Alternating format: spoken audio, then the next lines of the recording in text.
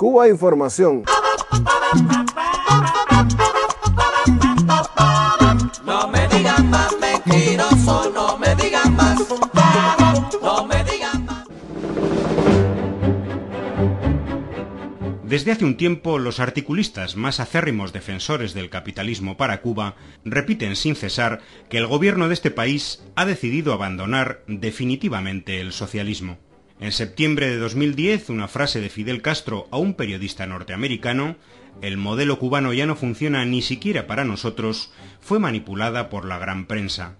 Con aquella autocrítica, Fidel anticipaba los cambios que están ahora en curso en el esquema económico del país, pero en absoluto estaba hablando de abandonar el modelo socialista, sino de actualizarlo.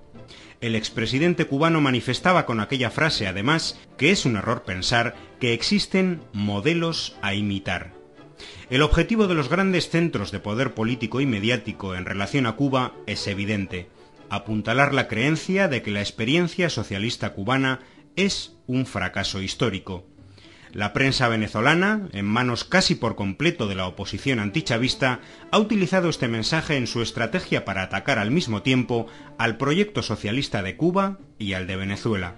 Enrique Ochoa, en un artículo en el periódico Tal Cual, titulado Revolución cubana pero capitalista, decía que las fuerzas productivas capitalistas son el único modo de que haya abundancia para que se reparta la riqueza y no la escasez.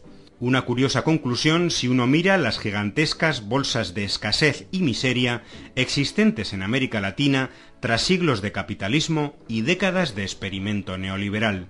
Miguel San Martín, en el también antichavista diario El Universal, titulaba Cuba capitalista, Venezuela comunista, y decía que Cuba es un fracaso como proyecto político, económico y social, vaga en la oscurana, entre escombros y miseria. Un ejemplo de cómo los articulistas de la gran prensa latinoamericana borran con increíble facilidad de la radiografía social de sus países a los millones de personas que vagan entre los escombros y miseria del sistema capitalista y que sueñan con el acceso a los mínimos vitales y sociales garantizados para toda la población en Cuba. Eduardo Semtey, en Reportero 24, otro de los diarios digitales de la derecha venezolana, titulaba Cuba camina hacia el capitalismo y afirmaba que los cambios aprobados en el pasado sexto Congreso del Partido Comunista de Cuba evidencian el fracaso del proyecto comunista. Un indicio sería que en el documento final de este Congreso no se leen las palabras bloqueo o imperialismo y que no aparece ninguna acusación criminal contra Estados Unidos. Para sorpresa del mundo, concluye, el nombre de este país fue borrado del texto.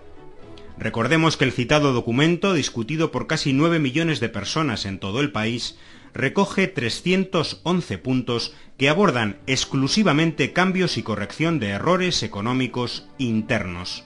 No analiza los factores externos, como el bloqueo de Estados Unidos. Sugerir que el hecho de no citarlo implica minimizar su importancia es desconocer, por ejemplo, los informes que cada año presenta el gobierno cubano ante Naciones Unidas, que recogen todos los indicadores del brutal impacto social de este acto de guerra económica, cuyo balance de daños hasta 2009 superaba los 100.000 millones de dólares. En los medios hay tópicos repetidos hasta el infinito. Uno es el paralelismo con la experiencia de China, país al que definen, en la mayoría de los casos desde el desconocimiento absoluto de su realidad, como país capitalista con gobierno comunista. Pocos van más allá de análisis superficiales que igualan circunstancias históricas, sociales, culturales y geográficas tan distintas como las de Cuba y China. Otro tópico repetido sin cesar es lo que los medios denominan programa de despidos masivos en Cuba, lo que en verdad es un proceso de reestructuración laboral que reubicará en los próximos años a centenares de miles de personas que ocupan hoy puestos de trabajo improductivos. Los medios comparan esto con una gran operación de ajuste neoliberal, pero ocultan que a estos trabajadores se les ofrecen oportunidades de empleo en otros sectores estatales y no estatales. En este río de aguas revueltas no faltan quienes tratan de hacer su particular pesca editorial.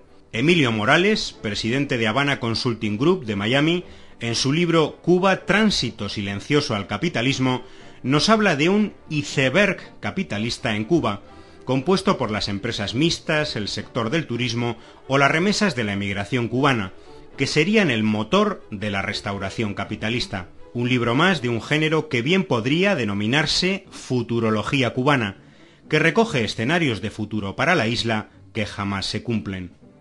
La palabra privatización no falta en el relato periodístico sobre la supuesta transición capitalista en Cuba. Cuba permitirá privatizar o liquidar empresas estatales deficitarias, titulaba el diario español El Mundo. Una lectura demasiado entusiasta del acuerdo número 17 del Sexto Congreso del Partido Comunista, que lo que dice es que las empresas estatales con pérdidas sistemáticas se podrán transformar en otras formas de gestión no estatal. Estas formas de gestión no estatal que se impulsan en Cuba son las cooperativas, la pequeña iniciativa individual o familiar, o bien las empresas mixtas entre el Estado cubano y el capital extranjero. La privatización que conocemos y la que da a entender El Mundo, es decir, la venta de una empresa pública a empresarios capitalistas, no se contempla en absoluto para Cuba. En todo esto no faltan quienes desde posiciones de extrema izquierda comparten el mismo diagnóstico sobre Cuba que la derecha ultraliberal. En este caso, cada medida hacia la descentralización económica es un signo inequívoco de reafirmación del capitalismo. Lo curioso es que estos autores ya consideraban antes a Cuba un país capitalista de Estado, según su terminología, por lo que no se entiende que presenten los actuales cambios como una traición de principios. Recordemos que el Sexto Congreso del Partido Comunista de Cuba, celebrado en abril, refrendó la hoja de ruta para las transformaciones en el modelo económico, en un proceso gradual de descentralización y de impulso de algunas formas de propiedad complementarias de la gran propiedad estatal. Pero a su vez, el Congreso puso blanco sobre negro que la planificación y la propiedad del Estado seguirán siendo las palancas rectoras de la economía, y el mercado, aunque tendrá un mayor papel que en la etapa anterior, estará subordinado a dicha planificación. Es decir, que el capitalismo en Cuba no es un escenario previsible, sino más bien la imagen grotesca que proyecta el gran espejo deformado de los grandes medios de comunicación internacional.